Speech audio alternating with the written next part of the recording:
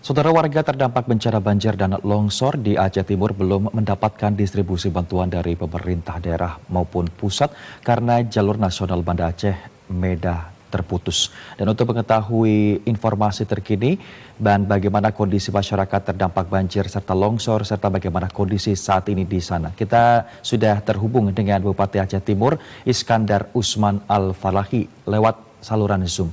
Assalamualaikum warahmatullahi wabarakatuh. Selamat siang Pak Bupati. Ya, Waalaikumsalam warahmatullahi wabarakatuh. Selamat siang Mas Semi Bastian. Baik, Pak, boleh dijelaskan informasi terakhir berapakah jumlah korban terdampak banjir dan longsor di Aceh Timur untuk saat ini, Pak? Ya, baik, terima kasih. Di Aceh Timur terdapat 24 kecamatan yang terdampak banjir. Namun ada beberapa kecamatan yang tidak tergolong kondisinya parah. Tapi sebagian besar kondisi kecamatan kami itu sangat parah. Bahkan ada 3 kecamatan yang sampai dengan hari ini kami belum bisa tembus, yaitu di Kecamatan Penarun, Kecamatan Serbajadi Lokop, dan Kecamatan Simpang Jernih. Ketiganya merupakan kawasan di daerah pedalaman.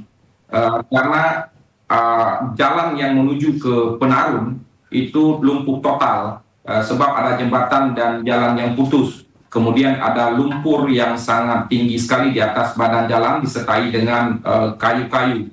Di Lokop itu ada 4 desa yang disapu banjir dan 1 yang tersisa. Masyarakat di sana mengungsi di atas perbukitan dan pergunungan. Tadi malam saya sudah mencari solusi agar bantuan bisa disalurkan melalui udara, melalui helikopter dan Hercules. Namun informasi tadi pagi baru helikopter yang diterbangkan untuk melakukan evakuasi terhadap warga. Jam 3 malam kami juga kedatangan beberapa perwakilan masyarakat tadi malam dari Raja dan Sijudo di Kecamatan Pantai Bedari. Ini merupakan berbatasan dengan Aceh Utara dan Kabupaten Benar Meriah. Di sana ada 5 titik pengungsi, 3 titik pengungsi sudah bisa kita deteksi dan bisa dilalui melalui jalan darat menggunakan mobil Helen pickup, dan bantuannya sudah kita salurkan tadi malam. Tetapi 2 titik lagi yang jumlah penduduknya ratusan sampai saat ini kita masih hilang jejak dan belum bisa kita akses. Tetapi masyarakat setempat mengirim 20 orang pemuda berbekal makanan seadanya untuk mencari masyarakat yang belum ada informasi dan terjebak banjir. Untuk mengakses jalan darat kita tidak bisa ke 2 titik ini karena lumpur setinggi dada orang dewasa. Masyarakat kalaupun menuju ke sana menggunakan papan, dia berseluncur di atas papan dengan jarak lebih kurang 8 km. Nah, apabila sampai dengan nanti malam belum mendapatkan kabar ke kami juga akan turunkan bantuan makanan siap saji melalui udara di kawasan hutan dan pegunungan di sana. Baik, ada beberapa wilayah di Aceh Timur yang susah untuk dijangkau atau diakses. Tapi berbicara mengenai wilayah, Pak, kira-kira wilayah mana saja yang paling terdampak dari bencana hidrometeorologi saat ini? Ya, wilayah barat Aceh Timur itu Kecamatan Simpang Ulim, Kecamatan Pantai Bidari, Kecamatan Mada. Kemudian yang wilayah bagian timur Aceh Timur, Kecamatan Perlak, Kecamatan Rato Perlak, Kecamatan Penarun, Kecamatan Serbajadi Lokop, Kecamatan Simpang Jernih, kemudian Kecamatan Birim Bayun, Kecamatan Ranto Selamat, dan Kecamatan Sungai Raya. Ya, itu merupakan kawasan-kawasan yang sangat parah sekali terdampak. Bahkan di pusat-pusat kota setelah airnya surut, itu kerusakan badan jalan aspal terangkat semuanya. Kemudian jalan-jalan los di samping pertokoan warga juga hancur lebur. Daya rusak yang sangat luar biasa akibat banjir kali ini bisa kami gambarkan seperti tsunami Aceh beberapa waktu yang lalu. Baik, Pak Iskandar, pertanyaan terakhir, kebutuhan bantuan apa saja yang saat ini diperlukan untuk warga di sana, Pak Iskandar?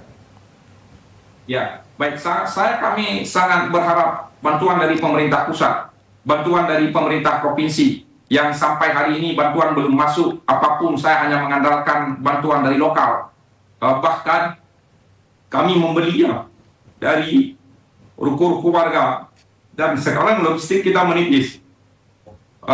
Apabila tidak datang bantuan beberapa hari lagi di kawasan-kawasan pedalaman itu, kemungkinan besar warga kami akan kelaparan.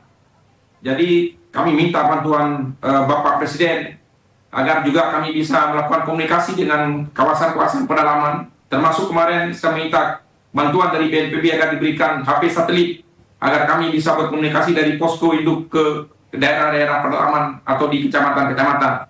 Saat ini kami bisa mengakses internet karena menggunakan Starlink. Itu pun kami hanya sewa 10 hari 10 juta rupiah di Pendopo ini sebagai pusat pengendali di mana saya bisa mengontrol semua wilayah. Saya belum bisa berkomunikasi dengan camat,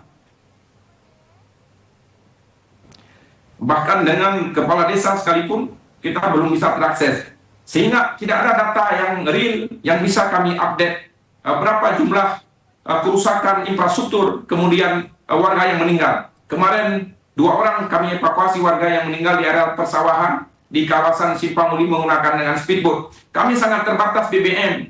Ya, kami minta Pertamina untuk mendistribusi BBM kepada tim yang bergerak karena kami tidak bisa mengakses solar, pertalit, ya. Kemudian juga kita kekurangan gas LPG, di mana di kem-kem pengungsi warga tidak bisa memasak karena tidak ada gas LPG, hanya mengandalkan kayu bakar. Itu pun kayu kalau kering bisa dibakar, kalau kayu basah tidak bisa dibakar. Ya, untuk apa beras bisa kita salurkan, tetapi warga tidak bisa memasak.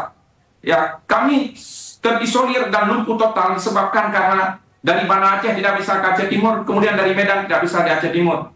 Saya sudah berkomunikasi dengan Kemensos, bantuan yang akan dibawa melalui kapal perang lewat Belawan, dan nanti akan disandarkan di tengah laut di Idi Rai, kemudian kita akan melangsir menggunakan bot nelayan. Tadi pagi KM Bahari yang tiba dari Sumawe sudah merapat di tengah laut di Idi, kemungkinan besar sebentar lagi kita akan mengambil bantuannya. Kami saat ini hanya punya stok beras, sementara yang lain tidak ada. Indomie tidak ada, minyak makan tidak ada, kemudian sarden juga tidak ada, air mineral tidak ada. Warga bahkan meminum air banjir karena tidak ada air mineral yang kita suplai. Ya, kami sangat berharap siapapun yang mendengar sebaiknya Bapak Presiden juga datang ke Aceh Timur, di mana selama ini Aceh Timur tidak terupdate informasinya karena memang jaringan komunikasi kami lumpuh, internet lumpuh total. Listrik lumpuh total. Saya baru meminta PMN menghidupkan listrik di Pondopo dan di Rumah Sakit Jubir Mahmud di Idi. 1 rumah sakit kami lumpuh total, bahkan pasien kita evakuasi ke rumah warga. Bayi-bayi yang baru melahirkan yang sebetulnya butuh inkubasi juga terpaksa kita evakuasi ke rumah warga. Warga yang tidak tertolong akibat oksigen tidak ada meninggal dunia.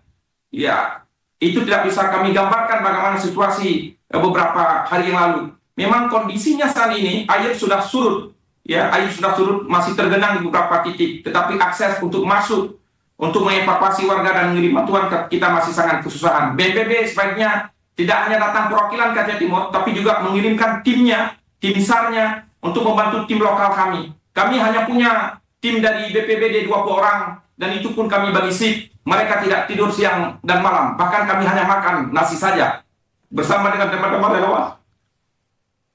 Baik, terima kasih sekali lagi Bupati Aceh Timur Pak Iskandar Usman Al-Farlaki untuk informasi terupdate di Aceh Timur, dan selamat bertugas kembali. Kita berdoa bersama-sama semoga Aceh Timur lekas bangkit. Terima kasih. Assalamualaikum warahmatullahi wabarakatuh Bapak.